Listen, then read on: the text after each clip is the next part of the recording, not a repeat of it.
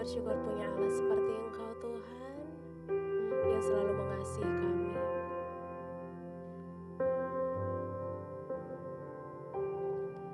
Selain Kau tiada yang lain, hanya Kau milikku di surga. Sekalipun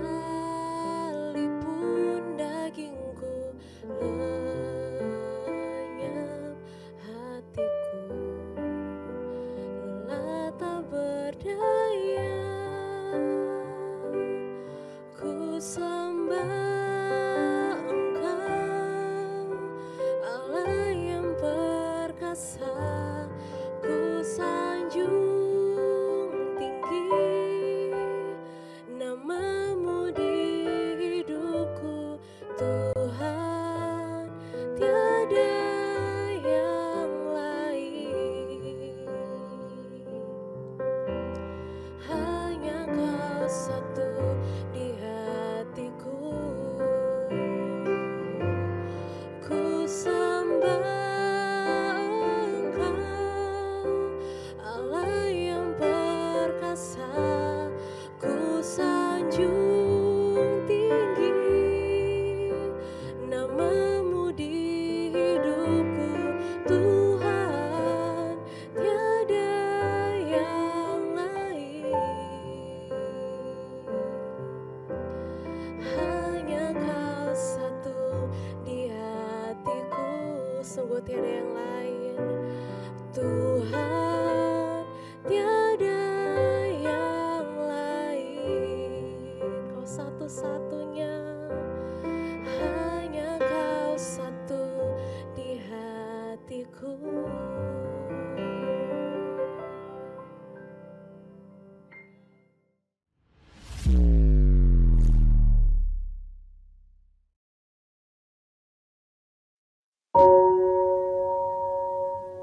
Shalom saudara, sermon today hari ini kita akan belajar dari surat Rasul Paulus kepada Filemon, untuk supaya bagaimana Paulus membimbing Filemon untuk supaya Filemon dapat mengampuni Onesimus. LAI memberi judul dalam perikop ini permintaan Paulus kepada Filemon mengenai Onesimus. Karena itu saya bacakan ayat 8, Filemon 1 ayat 8. Karena itu, sekalipun di dalam Kristus aku mempunyai kebebasan penuh untuk memerintahkan kepadamu apa yang harus engkau lakukan. Tetapi mengingat kasih-Mu itu, lebih baik aku memintanya daripadamu, aku, Paulus, yang sudah menjadi tua, lagi pula sekarang dipenjarakan karena Kristus Yesus, mengajukan permintaan kepadamu mengenai anakku yang kudapat selagi aku dalam penjara, yakni Onesimus. Dahulu memang dia tidak berguna bagimu, tetapi sekarang sangat berguna baik bagimu maupun bagiku. Dia kusuruh kembali kepadamu. Dia, yaitu buah hatiku. Sebenarnya aku mau menahan dia di sini sebagai gantimu untuk melayani aku selama aku dipenjarakan karena Injil. Tetapi tanpa persetujuanmu, aku tidak mau berbuat sesuatu, supaya yang baik itu jangan engkau lakukan seolah-olah dengan paksa, melainkan dengan sukarela. Sebab mungkin karena itulah dia dipisahkan sejenak daripadamu, supaya engkau dapat menerimanya untuk selama-lamanya, bukan lagi sebagai hamba, melainkan lebih daripada hamba, yaitu sebagai saudara yang kekasih. Bagiku sudah demikian, apalagi bagimu, baik secara manusia maupun di dalam Tuhan. Kalau engkau menganggap aku temanmu, terimalah dia seperti aku sendiri. Dan kalau dia merugikan engkau ataupun berhutang padamu, tanggungkanlah semuanya itu kepadaku. Aku, Paulus, menjaminnya dengan tulisan tanganku sendiri. Aku akan membayarnya, agar jangan kukatakan, tanggungkanlah semuanya itu kepadamu. Karena engkau berhutang padaku, yaitu dirimu sendiri. Ya saudaraku, semoga engkau berguna bagiku di dalam Tuhan. Hiburkanlah hatiku di dalam Kristus. Dengan percaya kepada ketaatanmu, kutuliskan ini kepadamu. Aku tahu lebih daripada permintaanku ini akan kau lakukan. Dalam pada itu bersedialah juga memberi tumpangan kepadaku, karena aku harap oleh doamu aku akan dikembalikan kepadamu. Bapak Ibu Saudara, hari ini kita akan belajar bagaimana Paulus mengingatkan Filemon supaya mau mengampuni Onesimus. Onesimus ini adalah seorang budak yang dimiliki oleh Filemon. Namun budak itu melarikan diri daripadanya dan jelas-jelas sudah merugikan Filemon. Nah, ketika Rasul Paulus dipenjarakan, Bapak Ibu Saudara, karena kesaksian imannya di dalam Kristus, Tuhan mempertemukan dia dengan Onesimus. Rasul Paulus bertemu dengan Onesimus yang sekarang sudah menjadi pribadi yang sangat berbeda, yang sekarang menjadi pribadi yang begitu berguna bagi Rasul Paulus.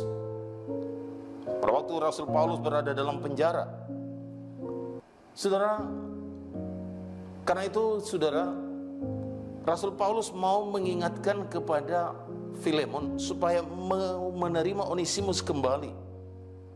Ia mengirimkan Onesimus kembali kepada Filemon supaya Filemon mau menerima dia.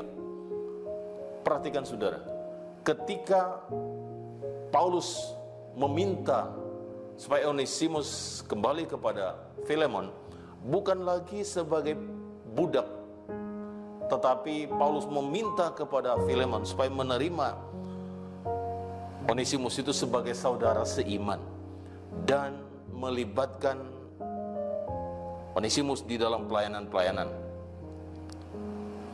Saudara, kalau kita berpikir seperti itu, perhatikan saudara, bagaimana mungkin Filemon dapat menerima seorang hamba yang pernah merugikan dirinya?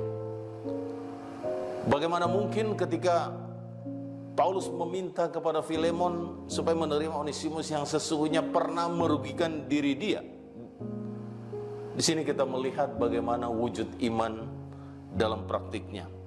Paulus menyadari bahwa pasti tidak mudah bagi Filemon untuk mengampuni dan menerima Onesimus. Namun Paulus meyakini bahwa persekutuan iman Filemon dalam Kristus akan memampukan Filemon untuk dapat menerima kembali Onesimus itu sebagai sahabatnya di dalam pelayanan. Saudara, memang tidak mudah untuk mengampuni orang yang bersalah, tetapi kita butuh campur tangan Tuhan, Roh Kudus, untuk supaya kita berkata kepada Tuhan bahwa berat untuk mengampuni. Seperti Paulus ketika mengingatkan Filemon supaya mau mengampuni oleh karena kekuatan dari Roh Kudus. Saudara, itulah yang membuat Filemon mau menerima kembali Onesimus. Butuh campur tangan ilahi untuk supaya kita mampu mengampuni orang yang pernah bersalah kepada kita. Kita mampu meneladani apa yang Kristus lakukan kepada kita, apa yang Kristus mau supaya kita lakukan.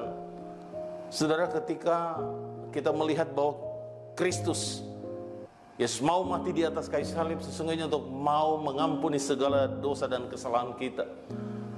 Kematian Kristus di atas kayu salib itu sesungguhnya mau membebaskan saudara dan saya dalam hukuman, supaya kita tidak diampuni. Kematian Kristus di atas kayu salib membuat kita diampuni segala dosa kita. Karenanya saudara, apa yang diteladankan oleh Paulus dan meminta kepada Filemon untuk mau mengampuni Onesimus, Paulus mau mengingatkan seperti Kristus yang sudah mau menerima kita dan mengampuni kita. Biarlah itu juga kita dapat lakukan. Dalam doa Bapa kami, seringkali kita hafalkan dan kita katakan bahwa Bapa yang disuruh ampunilah segala kesalahan kami seperti kami juga mengampuni orang yang bersalah kepada kami. Saudara, hal itu pula yang harusnya kita lakukan di dalam kehidupan saudara dan saya. Apapun yang terjadi dalam kehidupan kita, siapapun yang pernah mungkin menyakiti kita, yang telah merugikan kita, mari berikan pengampunan itu. Mari berikan pengampunan itu. Karena sesungguhnya Kristus mau Yesus Kristus Tuhan kita mau supaya kita meneladani apa yang sudah Dia tunjukkan kepada kita, kasih-Nya yang begitu besar itu, mau mengampuni saudara dan saya. Karena itu kita mau juga dimampukan bersama-sama dengan Roh Kudus yang berdiam di dalam diri kita, mau mengampuni orang-orang yang sudah melakukan kesalahan kepada kita atau bahkan sudah merugikan kita. Kiranya Tuhan akan menolong kita, memampukan kita. Roh Kudus yang beserta dengan kita akan menolong kita, meneguhkan kita untuk memberikan pengampunan itu kepada orang-orang yang sudah melakukan kesalahan dan bahkan sudah merugikan kita. Mari kita satu dalam doa. Bapa di dalam surga, kami bersyukur firman Tuhan hari ini kembali mengingatkan kami dan meneguhkan kami. Seperti Rasul Paulus meminta kepada Filemon untuk supaya mau mengampuni kembali dan mau menerima Onesimus kembali di dalam pelayanan, tetapi bukan lagi sebagai seorang budak, tetapi sebagai seorang sahabat. Karena itu Tuhan, kami mau melihat bagaimana pengajaran yang dilakukan oleh Paulus kepada Filemon itu juga mau menjadi bagian di dalam kehidupan kami. Sesungguhnya mau mengingatkan kami, siapapun kami mungkin pernah melakukan, ada orang-orang yang pernah merugikan kami, ada orang-orang yang pernah melakukan kesalahan kepada kami. Tapi biarlah melalui firman Tuhan hari ini kembali mengingatkan kami supaya kami memberikan pengampunan itu seperti Kristus sudah mengampuni dosa-dosa kami. Mampukan kami ya Tuhan, mampukan setiap jemaat-Mu. Dan biarlah hari ini kami sungguh-sungguh memberikan pengampunan yang tulus, karena Engkau Kristus Yesus Tuhan kami yang sudah memberikan pengampunan kepada kami. Dan itu juga yang akan kami lakukan dan memberikan pengampunan kepada orang-orang yang sudah pernah melakukan kesalahan dan pernah merugikan kami, tapi kami mau memberikan pengampunan itu. Tolong kami ya Bapa di surga, tolong kami ya Roh Kudus, mampukan kami untuk melakukannya. Berkati anak-anak-Mu yang sudah melakukan, yang mendengar sermon Tuhan hari ini, mampukan mereka untuk juga mau melakukan pengampunan itu di dalam kehidupan mereka. Demi nama Yesus Tuhan dan Juru Selamat kami berdoa. Amin.